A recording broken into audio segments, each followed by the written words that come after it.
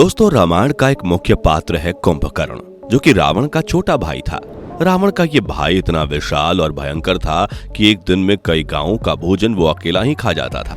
इसके बाद भी इस भयानक राक्षस के पेट में चूहे नहीं बल्कि हाथी कूदते थे। भूख शांत न होने पर कुंभकर्ण प्रजा को भी खा जाया करता था।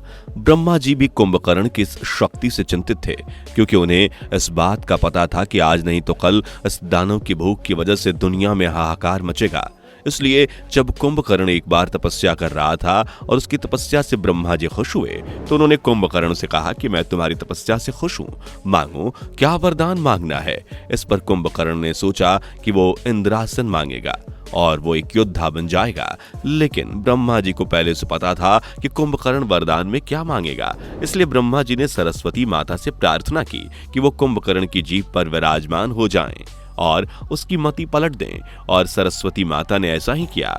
जब कुंभकर्ण ने ब्रह्मा जी की तपस्या की तो वरदान मांगते समय देवी सरस्वती कुंभकर्ण की जीवा पर विराजमान हो गईं और परिणाम में ये हुआ कि कुंभकर्ण ने इंद्रासन मांगने की जगह निंद्रासन मांग लिया। ब्रह्मा जी मुस्कुराए और उन्होंने तथास्तु कह दिया ताकि सृष्टि की रक्षा हो सके। लेकिन जब ये बात रावण को पता चली तो उसने सोचा कि अब वरदान से तो कुंभकर्ण हमेशा सोता रहेगा। इसलिए रावण ने ब्रह्मा जी से विनती की कि कुंभकर्ण को 6 महीने सोने और 6 महीने जागने का वरदान दें। रावण की विनती पर ब्रह्मा जी ने कुंभकर्ण को 6 महीने सोने और 6 महीने जागने का वरदान दिया, जिससे कुंभकर्ण 6 महीने सोता और 6 महीने जागता था। दोस्तों, इस वरदान के बाद कुंभकर्ण सो गया और जब वो 6 महीने बाद उठा तो पूरी लंका में हाहाकार मच गया, क्योंकि उसका शरीर किसी भी बड़े पहाड़ की तरह था। उसे उठते ही भूख लगी। सबसे पहले उसने लंका में खाना ढूंढना शुरू किया। उसने लंका की वाटिकाओं से फल तोड़कर खाए, लेकिन फिर भी उसका पेट नहीं भरा तो उसने लंका से बाहर निकलकर लोगों को खाना शुरू कर दिया। कुंभकर्ण का शरीर इतना बड़ा था कि वो आम आदमियों को अपनी 2 उंगलियों से उठा सकता था और उठाकर अपने मुंह में डाल सकता था। दोस्तों, जब रावण ने मंदोदरी से शादी की तो उसके बाद उसने दैत्यपति बलि से अपने भाई कुंभकर्ण के लिए उनके यहाँ रहने वाली एक कन्या वज्रबाला का हाथ मांगा। वज्रबाला बलि की पुत्री थी और बलि विरोचन का पुत्र था। वामन अवतार में जब विष्णु जी ने बलि से 3 पग धरती मांगी थी तो उस समय ब्रजबाला वहां मौजूद थी और इन सब को देखने के बाद ब्रजबाला एक बलशाली कन्या बन गई थी। उसे हथियार बनाने की अच्छी समझ थी।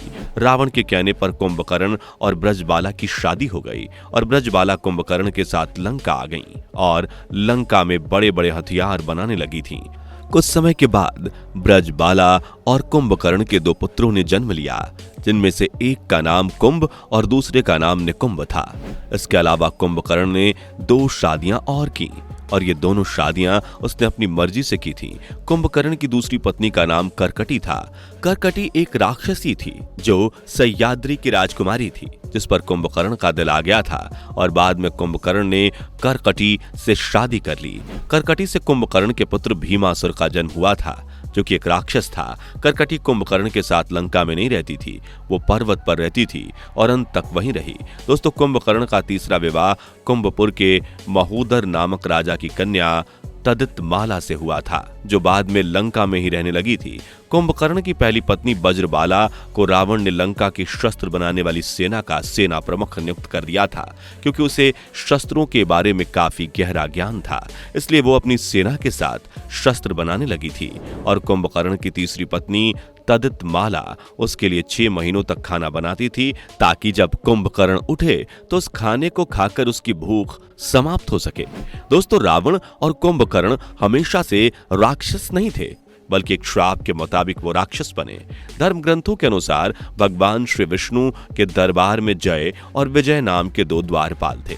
एक बार सनक, सदनंदन, सनातन और सनत कुमार नाम के 4 मुनि भगवान श्री विष्णु के दर्शन करने के लिए पहुंचे। इस दौरान जय और विजय नाम के श्री विष्णु के 2 पहरेदारों ने उनकी हंसी उड़ाते हुए उन्हें रोकने की कोशिश की। इससे मुनि क्रोधित हो गए और उन्होंने श्राप देते हुए कहा कि तुम्हारे कर्म तो असुरों जैसे हैं, तुम असुर बन जाओ, यहाँ तुम्हारा कोई काम नहीं। इस पर जय और विजय को अपनी गलती का एहसास हुआ और उन्होंने मुनि से क्षमा मांगी। इस पर मुनि ने कहा कि मैं श्राप तो वापस नहीं ले सकता, लेकिन इतना कर सकता हूं कि तुम्हें हमेशा के लिए नहीं बल्कि 3 जन्मों के लिए ही राक्षस योनि में रहना होगा, और तीनों ही जन्म में तुम्हें मुक्ति देने के लिए भगवान श्री विष्णु स्वयं आएंगे। उसके बाद तुम पुनः इस पद पर प्रतिष्ठित हो जाओगे। अगले जन्म में जब कुंभकर्ण को अपनी शक्तियों का पता चला तो उसे अपने ऊपर घमंड हो गया और भगवान विष्णु को युद्ध के लिए ललकारते हुए कुंभकर्ण बैकुंठ पहुंच गया। यहाँ भगवान विष्णु के साथ इस असुर ने अपने पुराने रूप मधु के रूप में कैटभ के साथ मिलकर 5000 साल युद्ध किया था, जिसका जिक्र देवी भागवत पुराण में मिलता है। पुराणों के अनुसार पूर्व जन्म में कुंभकर्ण मधु नामक असुर था और उसका भाई कैटभ था।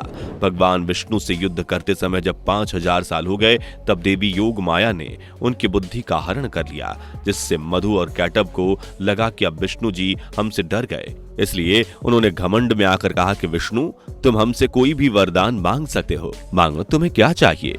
तभी भगवान विष्णु ने कहा कि तुम अपनी मृत्यु का उपाय बताओ। अपने ही वचन में फंसे हुए मधु कैटभ अब कुछ नहीं कर सकते थे।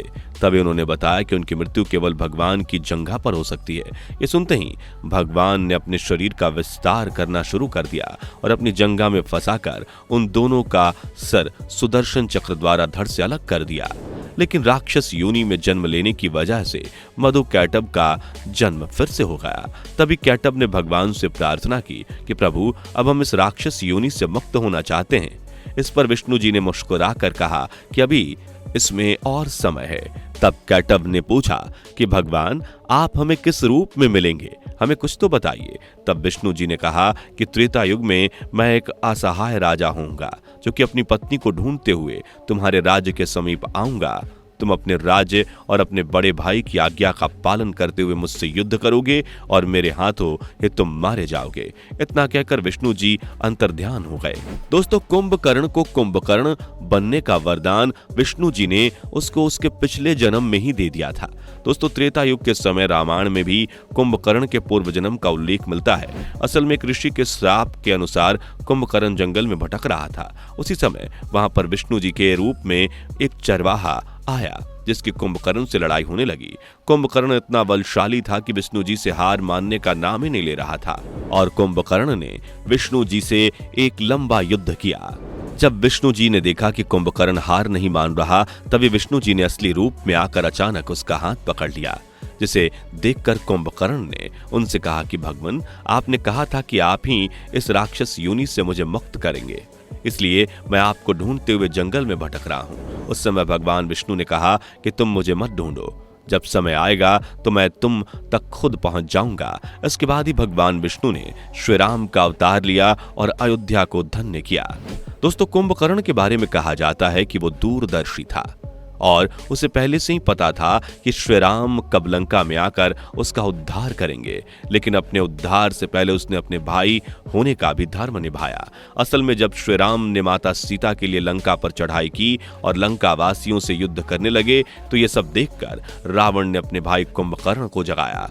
बड़ी मुश्किल से कुंभकर्ण के जागने के बाद रावण ने पूरी बात कुंभकर्ण को बताई। तभी कुंभकर्ण ने रावण को समझाते हुए कहा कि भ्राता, आपके पास पंचकन्याओं में पूजित दुनिया की सबसे सुंदर कन्या मंदोदरी है, जो कि आपकी धर्म पत्नी है और मेरी मां समान भाभी है।